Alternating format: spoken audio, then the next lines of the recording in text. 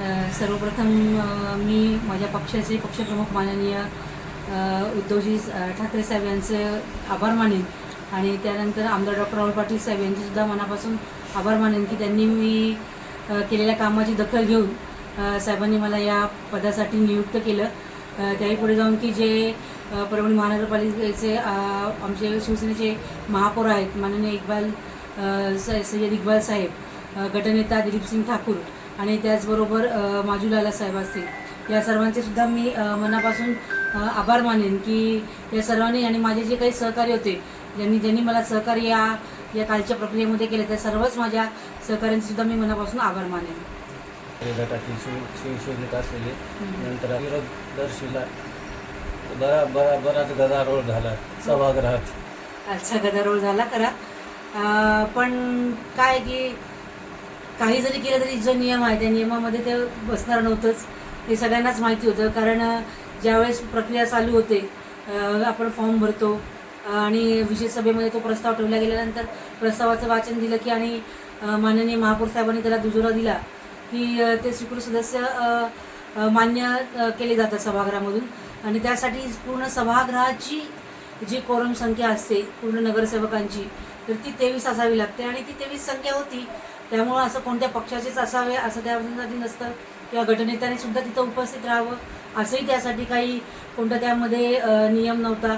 पण काल त्यांचं जे एक हे होतं की बाबा भेटू नये म्हणून त्यांनी जे काही केलं, पण हे ज्यांनी केलं तेही आमच्याच पक्षाचे आहेत, आताही आमचेच आहेत हे सगळ्यांनाच माहिती आहे आणि ते आत्ताच नाही 4 नाही 5 टर्मचे नगरसेवक राहिलेले आहेत, त्यांना या प्रक्रियेचा पूर्ण अभ्याससुद्धा आहे। त्यांनाही माहिती होतं की कदाचित त्यांनी जो काही विरोध दाखवला तर त्या विरोधाचं काही होणार नाही, परंतु त्यांनाही पक्षश्रेष्ठींना उत्तर द्यावं लागतं त्यांनाही त्यांच्या मालकाला उत्तर द्यावं लागणार होतं की बाबा मी काहीतरी विरोध केला हे दाखवण्यासाठी कदाचित त्यांनी केलेला कालचा विरोध असेल। पण ठीक आहे, शेवटी नगरसेवक तर आम्ही झालोच ना। आपला जनतेच्या प्रश्नावर आवाज नेहमी उचललेला, आता सुद्धा आपण पदाधिकारी झालात, कशा पद्धतीने आता यापुढचं पाऊल असणार आहे? निश्चितच या अगोदर जेव्हा मी नगरसेवक होते, विरोधी पक्ष नेता होते, शहरातले जे काही म्हणजे मूलभूत जे प्रश्न आहेत, पाणी असेल, रस्ते असतील, लाईट असेल, हे जे काही लोकांचा हक्क आहे जो त्या हक्कासाठी आत्तापर्यंत मी लढत आलेले होते आणि यानंतर जरी आमची सत्ता असली तरी महापौर साहेबांना आम्ही विचारात घेऊन महापौर साहेबांसोबत राहून शहराचा विकास चांगल्या दृष्टीने कसा करता येईल हे आमदार डॉक्टर राहुल पाटील साहेबांच्या मार्गदर्शनाखाली नक्कीच शहराचा एक चेहरामोहरा बदलण्याचा आम्ही प्रयत्न करणार आहोत। शहरामध्ये वगैरे घाणीचे साम्राज्य दिसत आहे, बरोबर, त्यासाठी काही उपाययोजना काय? त्यासाठी तर उपाययोजना होतील आणि करत सुद्धा आहेतच, महापौर साहेब सुद्धा आहेत। मला लोकांना सुद्धा एक आवाहन करायचं आहे की कचरा रस्त्यावरचा जो येतो तो उगाच कुठून येत नाही, आपणही प्रशासनाला सहकार्य करायला पाहिजे, कारण सगळ्यांच्या सहकार्यामधून होणाऱ्या या गोष्टी असतात। कोणत्याही गोष्टीचं रूप एकदम बदलत नसतं किंवा कोणत्याही एखादा विचार सगळ्यांनी समोर ठेवल्यानंतर जेव्हा सगळेजण त्याला साथ देतील तेव्हाच या गोष्टी शहरामध्ये घडून येतील। शहराचा विकास करायचा असेल तर तो फक्त एकट्या प्रशासनाने करून काही होणार नाही। ज्यावेळेस आपण स्वच्छता करतो, घंटागाडी येऊन जाते तरी आपले लोक घंटागाडीत कचरा टाकत नाही आणि 10 मिनिटानंतर त्या घंटागाडी गेले कीच लगेच समोरच्या एखाद्या खांबाजवळ नेऊन महिला असेल किंवा कुणी असेल ते कचरा नेऊन टाकतात। तर यामध्ये कुठेतरी आपण सुद्धा कारणीभूत आहोत, आपणही प्रशासनाला सहकार्य करावं असं या निमित्ताने म्हणेल। आम्ही तर प्रशासनाकडून करून घेण्याचा प्रयत्न करणारच आहोत, 100% रिझल्ट येण्याचा सुद्धा प्रयत्न करू। महापौर साहेबांना सुद्धा आम्ही तशी मागणी लावून धरू की शहर हे स्वच्छ झालंच पाहिजे, शहरातली धूळ कमी झाली पाहिजे, शहरात पाणी लोकांना वेळेवर मिळालाच पाहिजे कारण तो त्यांचा हक्क आहे।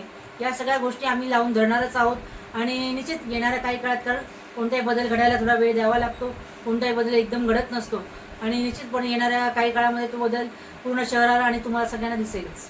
तुझे माननीय रवींद्रजी मेर्लेकर साहेब ज्यांनी आम्हाला या शिवसेनेचं बाळकडू बाजलं, ज्यांनी आम्हाला पक्षनिष्ठा शिकवली, ज्यांनी आम्हाला ज्या खुर्चीवर लोक आपल्याला बसवतात ते आपण लोकांचं जेणेकरून असं त्यांच्यासाठी आपण काम केलं पाहिजे हे शिकवणारे आमचे रवींद्रजी मेर्लेकर साहेब, त्यांचे मी मनापासून आभार मानेन। त्याचबरोबर आमच्या संपर्क नेत्या उपनेत्या माननीय ज्योतिताई ठाकरे त्यांचेसुद्धा मी आभार मानेन की त्यांनी देखील माझ्यावरती विश्वास ठेवून वेळोवेळी मला वेगवेगळ्या जबाबदाऱ्या दिल्या।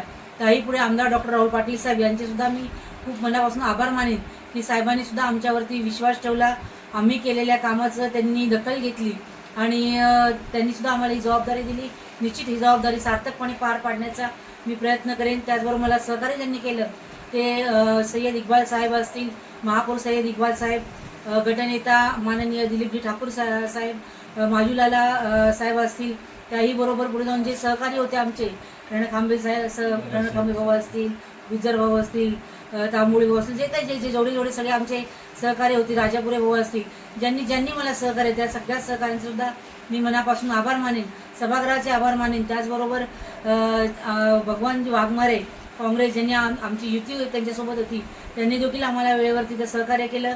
त्याबरोबर सभागृहातील विजयजी रामकर साहेब असतील, हे सगळे जे माझे सहकारी या अगोदर राहिलेले आहेत त्या सगळ्यांनीच मला त्यावेळेस सभागृहात सहकार्य केलं.